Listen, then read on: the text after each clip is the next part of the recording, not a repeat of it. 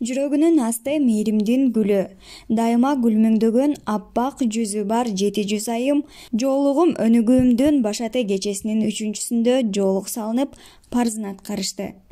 Кечени Айнур Стайл Бишкек брендинин негиздөөчүлөрү жаш жубайлар Адыл Мырза менен Сафия айым уюштуруп демөөрчү болушту. Иш-чарада Кур'ан окулуп, муфтий Максат Ажы Токтомушевдин сөзү менен башталды. بسم الله الرحمن الرحيم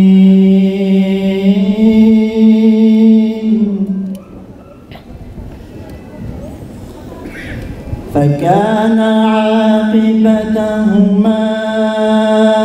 أنهما في النار خالدين فيها. Barыңыздарга жараткан Алла Тааланын тынчтыгы, саламы, мээрими, райымы жана берекеси болсун. Жараткан Алла Тааланын улуу неаматтарынын бири ыйманда жашоо, ыйман жөнүндө бауырлашуу, ыйман тууралуу ойлонуу, ыймандуу бири-бирибизге мамиле кылуу. Бул баарыбызды бүгүн спорт сарайына чындыгында биздин мына Адыл, Али ушулар менен чогуу демөөрчүлөр себеп болгону менен акыйкаты Алла башыбызды бир кылып топтоду. Ал эми бүгүнкү иш-чарага байланыштуу айта турган болсом, өтө олуттуу, өтө маанилүү, өтө зарыл иш-чара болуп атат. Бул жоолук маселеси. Бул Алла Тааланын буйругу. Жоолук хижаб, бул Алла Таалага баш ийүү, бул ибадат. Бул ибадат, буга сооп берилет. Бунуга тескери боло турган болсок, буга күнөө жазылат тургандар. Жоолук хижаб, бул тазалык, бул уяттуулук, бул намыздуулук, бул такыбалык деп айтсак болот. Бул кооздук, бул сулуулук тургандар. Имандан кийинки эле эң биринчи парыз жаш кийим кийүү болуп эсептелинет. Аял затын Алла субханаху ва таала өзгөчө кылып жаратты. Энелерди өзгөчө кылып жаратты. Мээрими менен жаратты Алла Таала. Балдарды төрөп, балдарды тарбиялай турган, ушундай кылып жаратты Алла субханаху ва таала энелерибизди. Кур'ани Каримде Алла Таала айтат: "Я айюхан наби, эй пайгамбар, кул ли азважик ва банатик ва нисаал муъминин." Айткын, эй Мухаммад, аялдарыңа айткын, кыздарыңа айткын, момундардын аялдары мусулмандарга айткын. Не деп айткын? Юдни алейхинна мин джалабибихинна. Далика ай ю'раф юдна, далика адна ай ю'рафна фала ю'дайн. Мындай деп айткын, алар өздөрүнүн үстүлөрүнө жамынчыларын жамынышсын дейт. Мындайча айтканда, аял заттын чачы ыйык экен, аял заттын жүзү ыйык экен. Ошон үчүн Алла субханаху ва таала буйрук берип атат. Ушу нерсе таанылууга дагы, жанан аларга ыза жетпирбегенге ушу жакын жол ушул дейт. Демек, Пайгамбарыбыз саллаллаху алейхи ва салламдын жубайларынан дагы сураганга келгенде, "Фаида саалтумухунна матаан", силер бир нерсе сурасаңар, Пайгамбарыбыз Мухаммад алейхиссаламдын жубайларынан, "Фасалухунна мин вараи хижаб, заликум атхару ликулубикум ва кулубихинна". Ушул нерсе тазалык экен. Эркектердин жүрөгүнө дагы, аялдардын жүрөгүнө дагы бул тазалык болуп эсептелинет экен. Демек, хижаб бул жоолуктун орду динибизде Алланын фарызы болуп атат тургандар. Ошондуктан биз кыздарыбызды кичинекей кезинен аларга үйрөтсөк, алар болсо көнсүн, адатына кирсин, балагатка толгондон кийин Алланын фарызын аткарып, Алланын ыраазычылыгына бөлөнүп, дүйнөдө дагы бактылуу болушсун, ахиретте дагы бактылуу болушсун.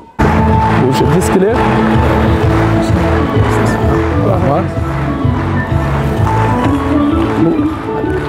Алло, Allah razı olsun. Ömürlü valla. Bu sizin gelişiniz kana? Hazır. Safiye. Allah razı olsun. Rahmat. Ağzında rahat olur musun?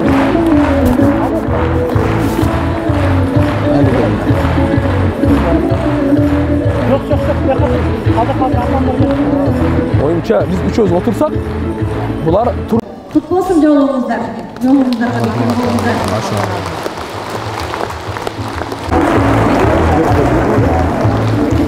келіншегіне атылға айлық Кечени кыргыз эстрадасына аты белгилүү болгон ырчылар колдоп келишкен.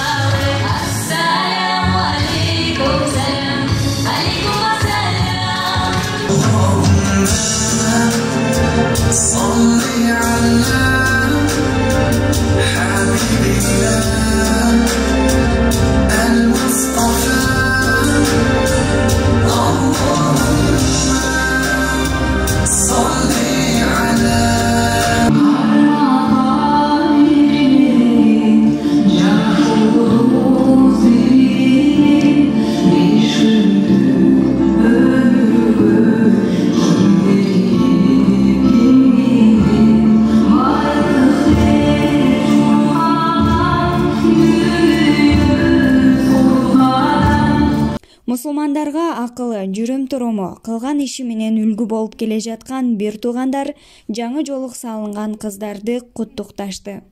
Бүгүнкү жолго кирген, ижапка кирген 500 эже карындашыбызды, апаларыбыздардын арасында баарыбыздарды чын дилибизден үлгүлөрүбүздүн атынан куттуктап кетмекчибиз.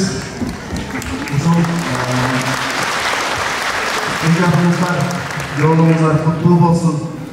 Biz Kırgız ev sınıfları biz diken de Kırgız çıktan sonun giyinlerinin birini çıkaran Murat Soylu'ya gelmekte sonun birini var. O zaman negizde işte Jibar'a gelişemez. Yarışan böyle Nusra'da yapılanmakta ayet var. Bu hikaye gibi kılan işin ayet bir olsun gerek. Ama ne var?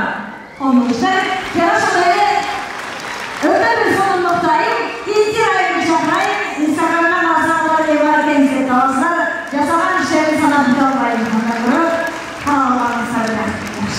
Size geçelim mi? Karşılaştırırız. Assalamu alaikum. Uşe doktordan Müslüman bir tumanlar. Men uşul Kırgız kiyimi ilerteden kalıp ketken Kırgız kiyimi jandandırууунун аракетинде убарачылыгына жөн эмнени деп айткым келет. Баардык эле сөздөр айтып атат. Чындыгында жолук салгандарға Аллахтын разы болсун. Азыр мен түшүнүп жатам. Башына толук ойлоп, ишке чыксам эмне болот, үйгө барсам эмне болот деген.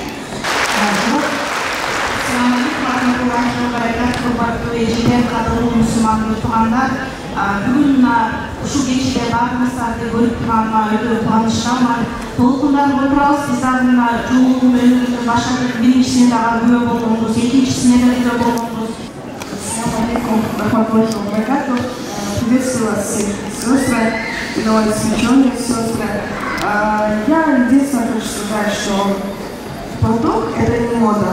Платок – это поведение Аллаха.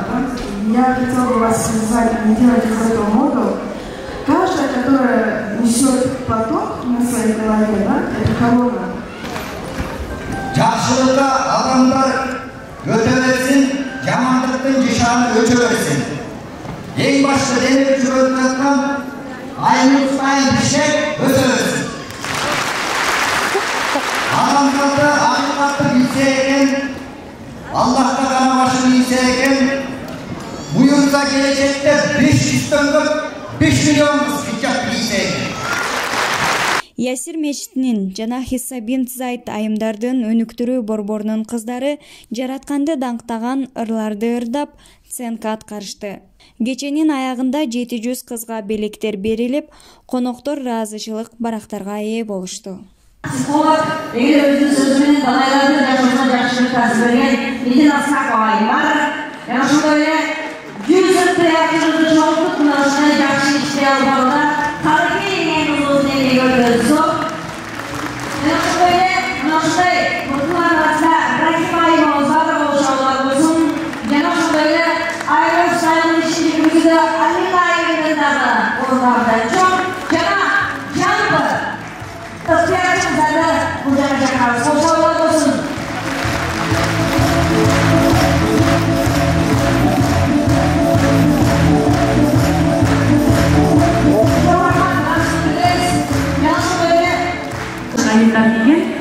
Мына бүгүн 500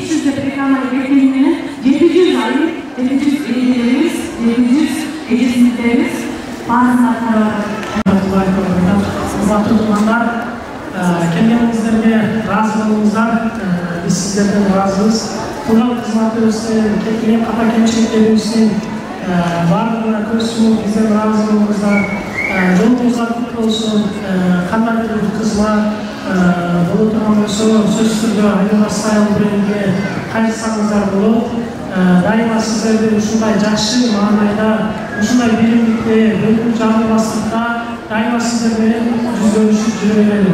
Ассаламу алейкум ва рахматуллахи ва баракатух.